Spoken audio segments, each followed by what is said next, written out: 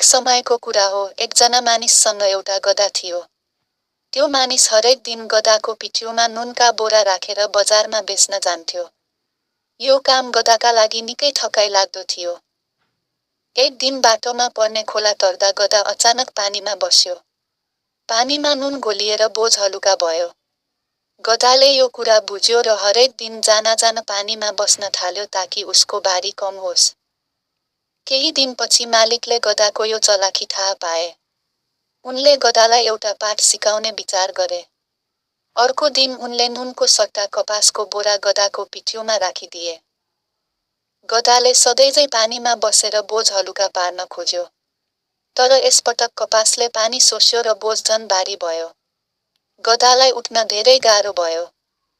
तब मालिकले गधालाई भने, यो तिम्रो बेइमानी र अल्छीपनको फल हो। काम सधैँ इमान्दारीपूर्वक गर्नुपर्छ, छलकपट गर्नु हुँदैन। त्यस दिनदेखि गधाले ठगी गर्न छोड्यो र आफ्नो काम इमान्दारीले गर्न थाल्यो।